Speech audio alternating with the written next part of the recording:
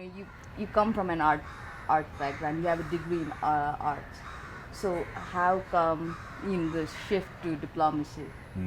Well, I've often said that art history, and art conservation are really my passion, but diplomacy is my vocation. As a young man, I had the chance to study more formally how art objects, how they are perceived by communities, how they are formed, and the role that they play in communicating culture and oftentimes religious faith. I've spent the last 30 years as a diplomat. When I had a chance to come to Nepal, get to know the artistic and cultural heritage and the role that many of these images played within their communities, only to learn that so many of them had been stolen, looted during the period in the 1980s. But it's a tragedy that can also be reversed, but it takes a great deal of work to go through the processes to get these objects back home.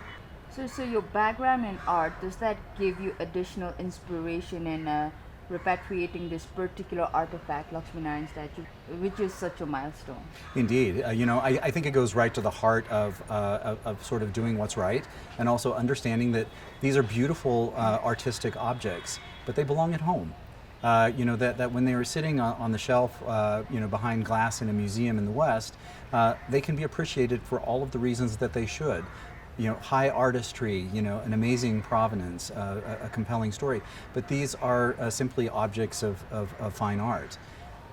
When they're home in Nepal, they're different, and they are objects that really reside at the center of a community. The loss of these pieces from communities cost these communities much more than simply a piece of art or statuary.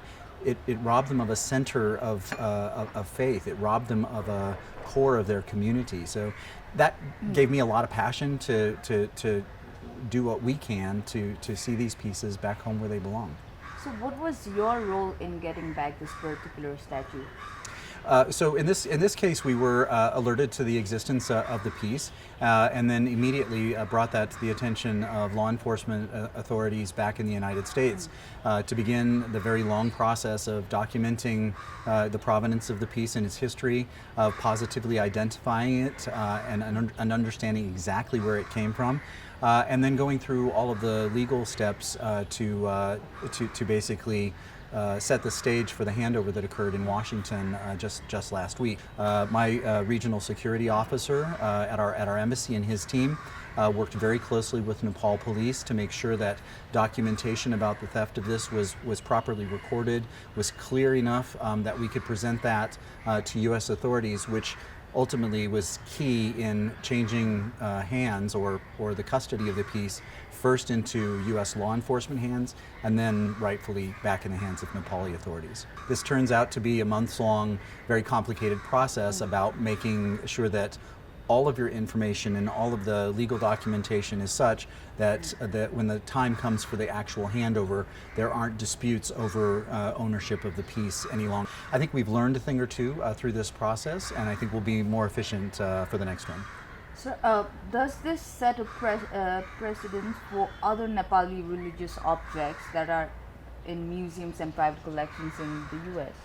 Absolutely it does, and I think it has direct ramifications for the return of these objects wherever they exist in the world.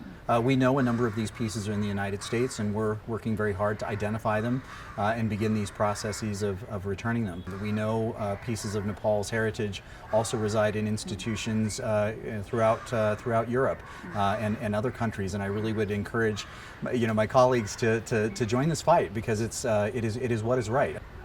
So what are the exact documents needed to repatriate the stolen arts?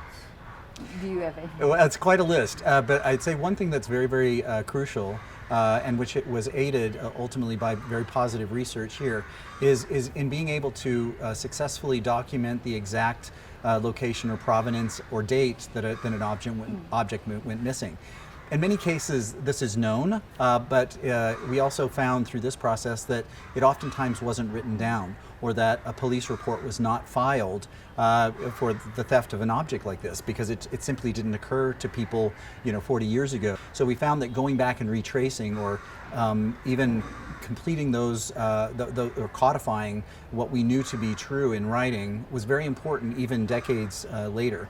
So there's a big shortfall for many of these objects, and that is in information.